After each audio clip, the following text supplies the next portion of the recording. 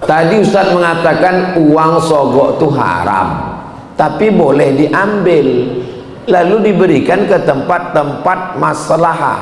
Pertanyaan, apakah semua uang yang haram boleh diberikan ke tempat maslahah?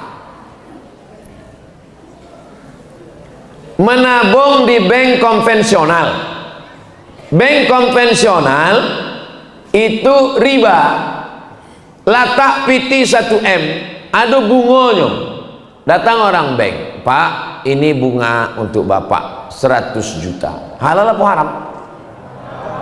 Dari bunyinya camilnya biar haram. Lalu awak sabit, saya nggak mau ngambil Mas, ambil saya. Ambil lah diambilnya. Awak ambil piti haram itu, letakkan di masolih ammah, kepentingan umum. Itu bukan fatwa ambo. Abdul Somad tidak pernah berfatwa. Itu fatwa ketua ulama dunia Syekh Yusuf Al-Qardawi, lama meninggal tahun lalu rahimahullah, dalam kitab namanya Fatawa Mu'asirah. Tapi bukan berarti sado duit haram boleh awak ambil. La'ana naha Rasulullah SAW, Rasul melarang tiga. Nan pertama, thamanil kalbi, menjual anjing. Mahril bagi, hasil prostitusi haram, kotor. Wa hulwanil kahin, duit dukun. Itu bukan berarti boleh berdukun. Pekerjaan Pak, dukun, tapi duitnya haram. Saya serahkan untuk kepentingan umum, kata Ustaz Somad, boleh. Tidak begitu. Contoh-contoh duit yang haram maka tidak dipakai, tak dimakan, tapi diserahkan untuk kepentingan umum. Nah, itu dipahami dengan baik. Iko pertanyaan apa curhat kok panjang mana? Saya doakan Ustaz dalam keadaan sehat walafiat, amin. Saya ingin bertanya, mungkin di luar materi. Akhir-akhir ini saya diberatkan dua pilihan. Satu sisi saya mau membahagiakan orang tua, tapi akhir ini saya selalu disuruh menikah. Pertanyaan saya, apakah dengan memenuhi permintaan beliau adalah salah satu cara membahagiakannya? Sementara di sisi lain hati saya belum siap, dikarenakan saya anak pertama dan tulang punggung keluarga. Otomatis banyak yang masih saya pikirkan. Ustadz, mohon pencerahannya. Ada sahabat Nabi menikah, ditanya dek Nabi, kamu menikah ke Nabi? Iyo. Dengan janda apa dengan gadis? Janda. Kata Nabi, halla bikran, kenapa engkau tak nikah dengan anak gadis? Adik ambo banyak ya Rasulullah.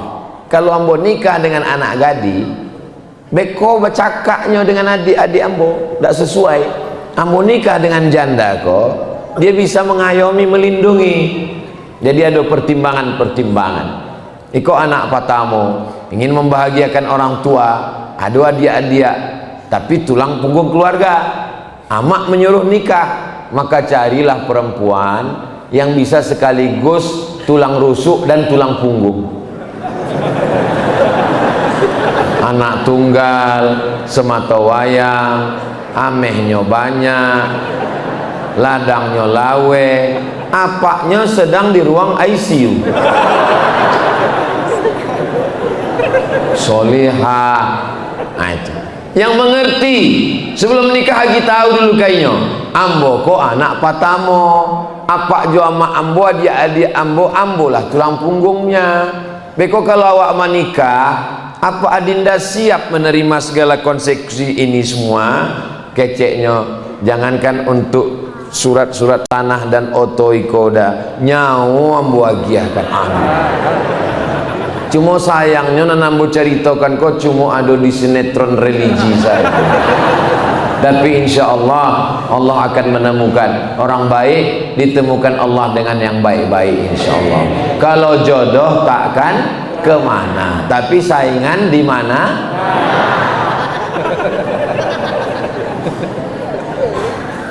Langkah rasaki pertemuan maut bukan karajo awak, itu karajo Allah, tapi ikhtiarnya karajo awak.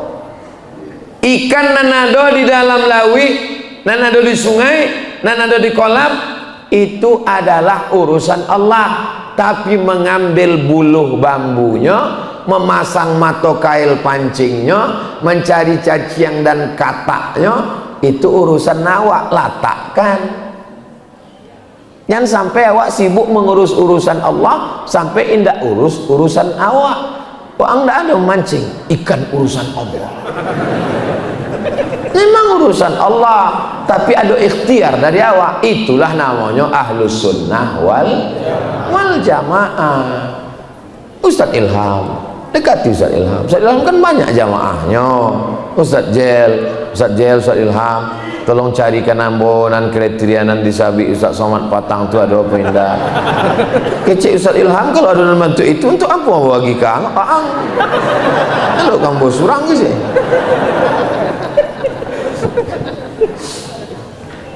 Semoga Ustadz selalu dilindungi Allah. Amin ya Allah. Amin ya rabbal alamin. Saat ini begitu banyak kasus pelecehan seksual, pemerkosaan, pencabulan. Hukum mesti memberikan efek jerah. Pengedar narkoba dipenjara, menghabiskan duit negara, makannya disediakan negara, tempat tidurnya disediakan negara, menjual narkoba pula dia dari dalam penjara melalui handphone. Di luar penjara takut ditangkap, di dalam aman. Maka hukum yang paling tepat untuk pengedar narkoba adalah hukum mati. Ambo tausiah di Kanwil Kemenhukham. Pak Kanwil kok Kristen Protestan. Menurut saya Pak Ustadz Somad, pengedar narkoba itu ditembak mati saja. Apa Pak kok?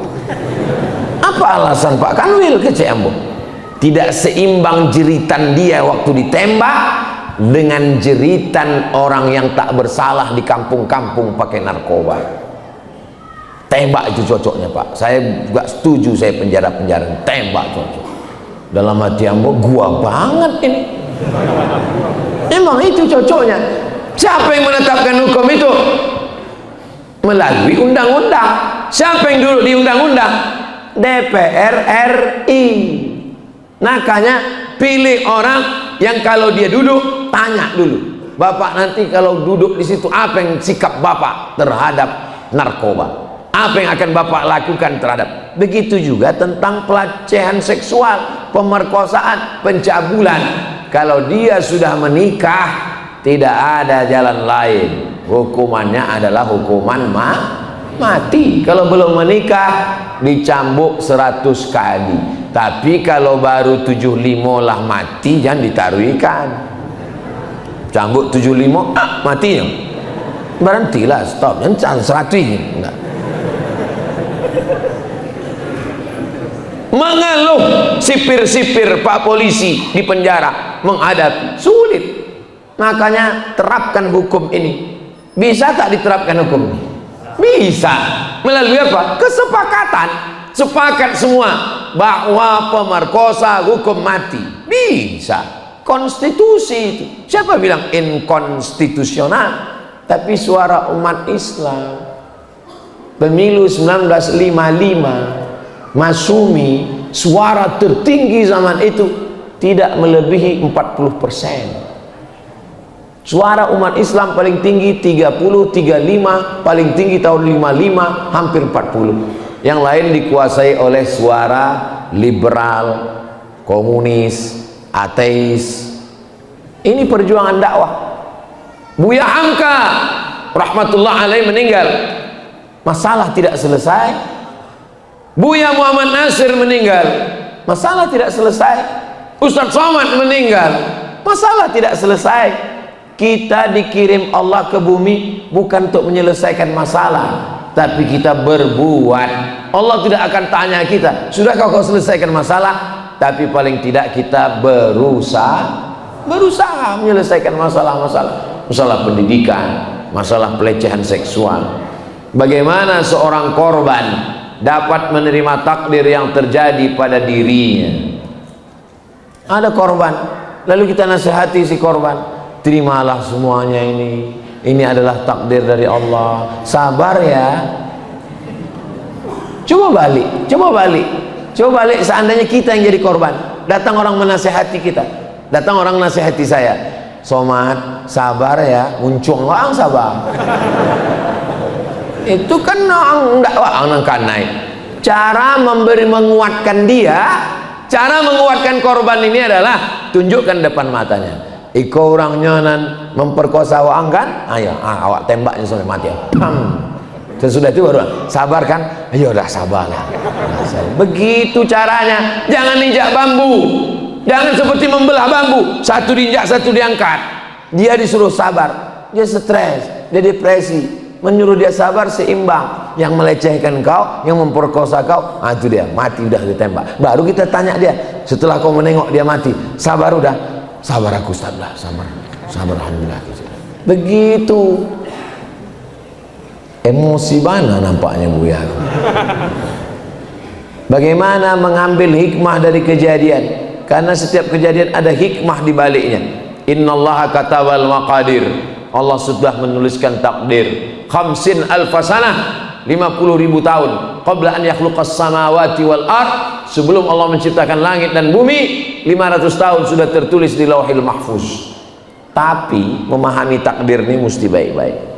Gara-gara banyak orang salah paham tentang takdir, maka ada yang memenggal rukun iman jadi limu. Itulah dia Mu'tazilah yang disabik dek Buya Jel Fatullah tadi. Karena banyak orang menyalahkan takdir. Wang dia pun tidak salat subuh, takdir Allah jago jam 8. Apa kok? Gara-gara banyak orang nan mengkambing hitamkan Tuhan melalui takdir ikolah salah satu sebab kenapa Mu'tazilah. Bukan membela Mu'tazilah, maka masalah takdir iko sudah berusaha al-kasbu wal ikhtiar, tapi terjadi apa yang terjadi. Bawa sepeda motor, dikunci banyo muko belakang, dikunci stangnya, dibawa pulau rantai basi panjang, diikekkan ke batang pohon kayu. Pulang pengajian sama-sama pokok kayunya hilang. Takdir. Ini awaklah usaha ikhtiar, usaha, doa, tawakal, maka sabar. Tapi kecicilan tak tentu arah. Kunci diletakkan di stang pai, diambil orang, itu tidak bisa disebut hukum pencurian. Karena hukum pencurian adalah benda yang terjaga, terpelihara, terkunci, diambil orang. Kalau itu namanya hukum apa? Kecicilan. Tak bisa pas ditanya, kenapa motormu hilang? Takdir. Itu kesalahan. Itu hukum sebab akibat. Kuliah dikirim dari kampung, orang tua pagi ke sawah, masih jale, iko orangnya, iko kabaunya. Ketika pulang, tidak bisa dari bantu, sama bantuannya. Begitulah orang tua di kampung mencari pitih untuk nyekolahkan anak. Anak di kota gaya bukan main. Na'udzubillah pulang hamil. Ditanya dek orang tua, mana aku hamil? Ikut takdir Allah. Kalau begitu memahami takdir, hilanglah hukum rajam, hilanglah hukum curi. Takdir itu pada usaha yang sudah optimal. Pakai hijab, pakai jilbab, tak mau pacaran, menjaga kehormatan, tiba-tiba datang perampok masuk ke rumah, na'udzubillah, diperkosa. Takdir tak terelakkan, dan kita katakan sabar menerima takdir ini. Anak gadis yang baik, perang antara Slobodan Milosevic dengan Ali Izzet Begovic Serbia dengan Bosnia Herzegovina, maka datang pertanyaan ke Syekh Yusuf Qardawi, bagaimana dengan perempuan-perempuan yang hamil akibat pemerkosaan tentara Serbia, apakah boleh diaborsi, digugurkan? Kata Syekh Qardawi, tak boleh gugurkan anaknya sebab dia tak berdosa, biarkan anak itu lahir, perempuan itu sabarkan dengan takdir. Tapi dengan penuh kesadaran, hidup ini ada pilihan. Ambok ini ada pilihan antara ceramah duduk atau berdiri, antara teruskan ceramah atau berhenti. Ini pilihan. Pada pilihan ini kita mesti pilih yang baik.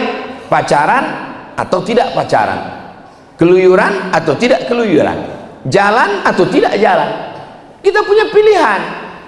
Ada saatnya kita tidak bisa memilih. Menjadi orang Minangkabau itu pilihan atau tidak pilihan?